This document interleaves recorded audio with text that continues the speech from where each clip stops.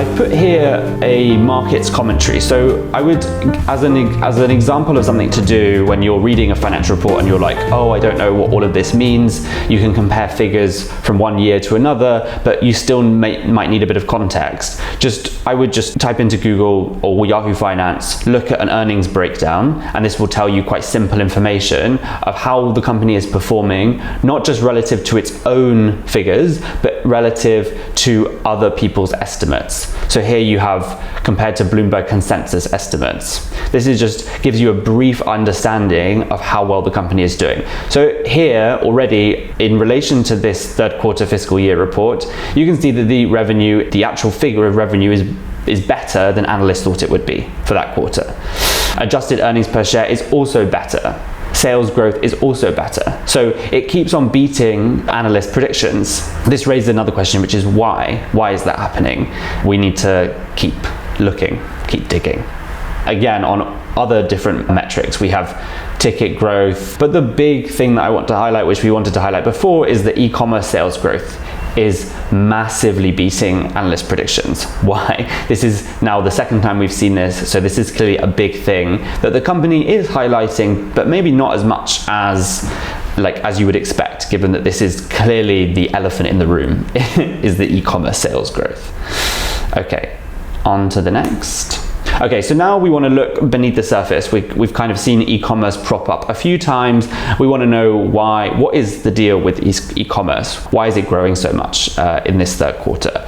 So, as I've mentioned before, when a quarterly report comes out, it will also have an earnings call where the CEO and the CFO and maybe another senior executive will talk to analysts quite openly. Analysts at various different banks will give questions and they'll answer them to the best of their ability. The earnings call is always transcribed, so there's a transcript that you can normally find. You might have to do a little bit of searching and digging on the website, but you can generally find it. If you click out of quarter 3 and then you go into earnings call, you'll eventually be able to find the transcript, but we actually have a bonus video about this, so you'll be able to find it there. But my point is that once you find the transcript, just type in e-commerce. That's the easiest thing to do. You can see that it has 31 results. So you just keep hitting search and you'll see when e-commerce comes up and what you might find. So let's see what we find. Okay, so here we have the results of the e-commerce search. So we know that e-commerce is up 27% globally, and here I've cited that 2 trends appear from these searches. One is that there is investment and growth in the e-commerce business itself and e-commerce sales growth. So e-commerce is actually helping the sales growth of Walmart overall. Those are the 2 key things that we can understand from this. Why? Here we have the examples of how we've got Walmart's team is growing e-commerce, adding new businesses, etc.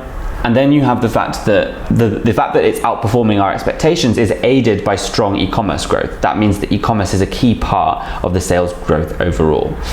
You remember that we have 27% globally, we have sales growth in the US of 22%, and then you have e-commerce sales increased 43%. That's in relation to the entire global figures, I believe. So because, of course, Walmart is still mostly a US business, so the fact that it has the growth of 22% versus 43% is that it's bigger in the US, so it averages out at 27% globally according to their figures. But they have 2 figures floating around in this transcript: 22% US and then 43% for globally, which is pretty impressive. So already we're kind of getting beneath the surface of what's happening here. We've got e-commerce business that is being invested, there's more investment in it, and the sales growth is helping overall sales. Already we've kicked the tires, as we say in English, which is an expression to mean we've checked things under the surface, and it seems to some extent even better than what was actually being presented to us on the surface. The other thing that's interesting from when you start digging around the transcript, or if you read into the transcript, is that in addition to what they say about e-commerce, in a paragraph very close to that, we see something else that's quite interesting, is that Walmart sales growth is actually tied to a new kind of shopper.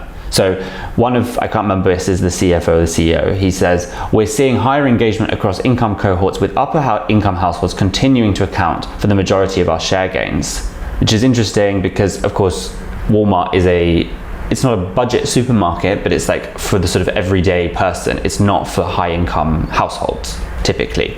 This is taken from the last year, which is where inflation in America was really starting to bite. So this kind of is a real life example of how the economy affects all of our lives and how higher income earners, according to Walmart's own statistics, were starting to gravitate towards this supermarket. So here they have it actually laid out in even more detail.